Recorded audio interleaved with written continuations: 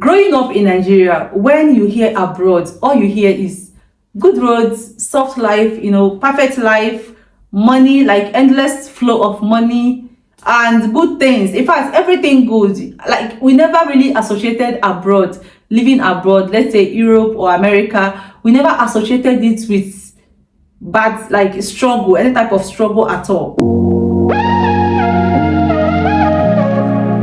Hello guys, welcome and welcome back again to another video. If you are new here, thank you so much. My name is Ify and you're highly welcome. Please do want to subscribe and turn on the bell notification so you do not get to miss any of my videos. And to my old and returning subscribers, thank you guys so much. Let's talk about the reality of being a Nigerian immigrant in Germany. We're going to talk about the expectations and the reality. It is not what you think at all. It is not. Growing up in Nigeria, when you hear abroad, all you hear is good roads, soft life, perfect life, money, like endless flow of money, and good things. In fact, everything good. Like, we never really associated abroad, living abroad, let's say Europe or America, we never associated it with bad, like struggle, any type of struggle at all. It is all good, all electricity, good road, perfect life, everything beautiful, everything good. In fact, to an average Nigerian growing up back then, coming abroad is like going to heaven. Everybody had a dream of coming abroad. Many people promised their parents, their guardians, that okay, I'm going to take you abroad, I'm going to give you a good life, a perfect life. But guys, coming abroad, the reality is different. Right now, I can confidently say that those dreams that were sold to us back in Nigeria is not the reality. The reality is different from those expectations that we had growing up. Yes, there are so many opportunities here in the abroad, but then they also come with their own unique struggles. Those struggles were something that we are not told. From homesickness, like you stay at home alone, only you. The only thing that can save you here is if you have a partner or if you have a family, just the way that I do. If you have a family, at least you can see someone that you talk to. A lot of Nigerians have died in their room and nobody even knows that they have died. Because maybe in the middle of the night, the person who took ill. And your next door neighbor don't even know you. Like here, I don't know my neighbor. If I see my neighbor downstairs, I will not even know him or her. I don't know my neighbor, but I have a neighbor. I'm not sure they know us, or probably they know us because of our kids. But I do not know my neighbors. And this case is also for so many people. Many people do not even know their neighbors here in the abroad. You are literally on your own. There is also a case of culture shock. There are so many culture shocks when I came abroad here. Because you know that I'm coming from a totally different culture. All the way to here. Do you know how many miles that I had to fly to come here? So the cultures are different. There are things that we consider normal in Nigeria that when you come here, you guys, is this how this place is? Yeah, you'll be shocked. Like, this is not how we do it in Nigeria. These things are normal in Nigeria. But here, those things are not normal. There are things that we consider abomination in Nigeria, like because we frown at those things back home. But here, those things are just like normal things. Like nobody even they look those things. The case of loneliness is something that even as I was there, because I was actually an introvert, that was why it was a bit easier for me to manage. But even at that, when I came here newly, that I was in Italy with my child, I had Jason then, and my husband was here in Germany. I was introvert back then. At a point, I started finding it very difficult. Me, when we say an introvert, I build, but I started finding it difficult to cope. It was becoming so difficult. You will not understand this thing if you're not living the experience. So abroad life is not just Japa and vibes. The first few months of your stay abroad, especially if you are alone, you don't have anybody, just you, it's the most difficult. Those first few months are the most difficult. Abroad is not just Japa and vibes. There is a real struggle involved, like very real struggle involved. There is also this case of identity and cultural pressure. For instance, many of us that came to a non-English speaking language, we find it really difficult to adapt. It is really difficult. Even as I'm talking to you guys right now, I've stayed in Europe for 6 years, even though I stayed in Italy for, let's say, 1 year plus before I moved to Germany. I've stayed in this country for, let's say, 5 years.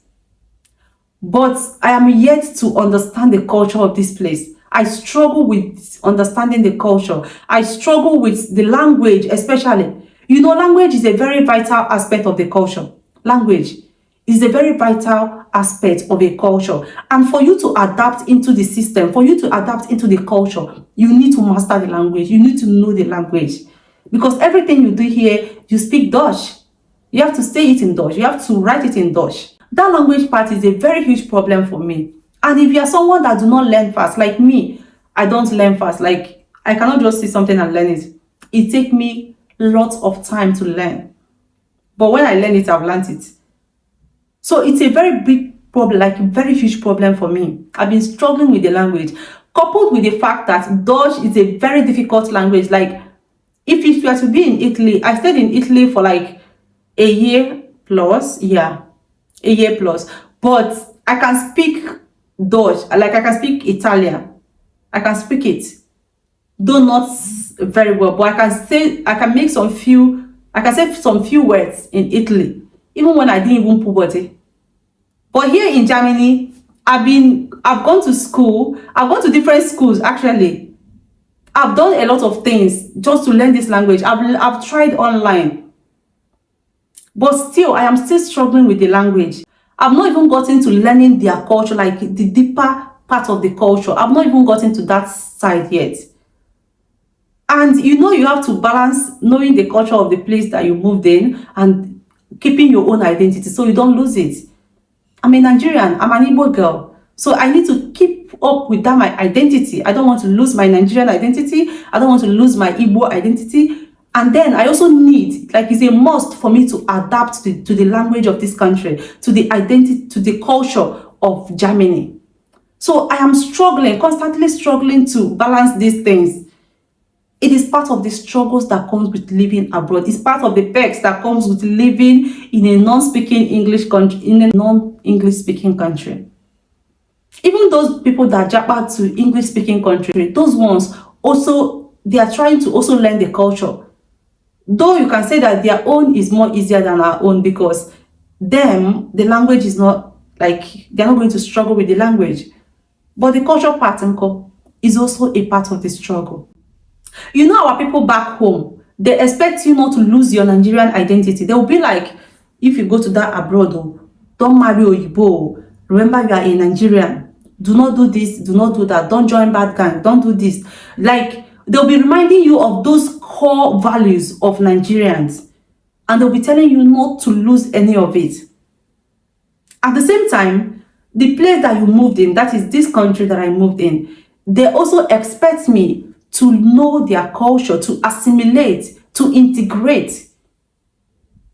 So you are constantly trying to balance these two things. You don't lose your Nigerian identity, and also you try to integrate and assimilate into the culture that you moved in, of the culture of the country that you moved in. This is not easy at all. If you're not abroad, you will not understand. Another thing that comes with being a Nigerian abroad is that it can be very empowering. If you are a Nigerian that live abroad, you will start to appreciate Nigeria. That is why a lot of Nigerians come abroad here and they love Nigeria from abroad. A lot of Nigerians like to love Nigeria. They like Nigeria from abroad. Nobody wants to be back home and like Nigeria from home. They want to like Nigeria from abroad. All of us, actually. You begin to appreciate where you come from, because there are some things that you will see here. You go say, for Nigeria, this one go there easy now. Waiting be this one. You go just go out there, call keke. Keke will carry you and take you to where you want to go to. But here, oya, go down, go and look for keke. Where you want to see keke? Go and call Okada. Where you want to see Okada? You have to wait. If the buses come every 1 hour, you have to wait for that time for buses to come. Or you use your Legacy Benz. You have to use leg and trek. I just gave you guys one example. So there are so many other things that when you see here in the abroad and when you experience here in abroad, you will begin to appreciate Nigeria. You will begin to appreciate where you come from. Also, there is this issue of racism. Though I cannot really say that I've experienced racism like that, but there are people that have experienced racism, like real racism. So the issue of racism is there, job rejection. There is also this pressure from home for you to support your family back home. Guys, the unofficial name is black tax. That's what they call it. Guys, that thing is draining. It is draining. A lot of Nigerians that live abroad, many people could not achieve anything because they were busy helping families abroad, families back home rather. And you cannot say that you want to dish your family, and there is no way you do it, because your family that sent you here, or your family that know that you are here, them back home expect you to be sending them money because they are in poverty. Only few, that is the privileged ones, come here and they don't, like, this type of challenges is not their own, like they don't experience it at all. But people like us that did not come from privileged home, you have got to support your family back home. Not just your father and your mother. You have your siblings, you have your cousins, you have your nephews, you have different people, your uncles, different people from different places. That is your relations calling you. And do you blame them? You do not blame them, because they need help. And because of the dreams that we are sold to us about abroad, they think that you pluck money from the tree. They think that to make money abroad is very easy. They don't know that you are getting drained out. You are packing shifts just to get that money that you send them back home. All these things can weigh you down. It can weigh heavily. But still, we learn from the experience. It has taught us, the experience that we have had has taught us so many things. We have learned to be supportive. The experience has made many of us to grow stronger. We have learned resilience. We have learned independence. We have also learned how to build from scratch. So life abroad as a Nigerian immigrant is not easy. It is not all about soft life. It is not everything that we are told back home.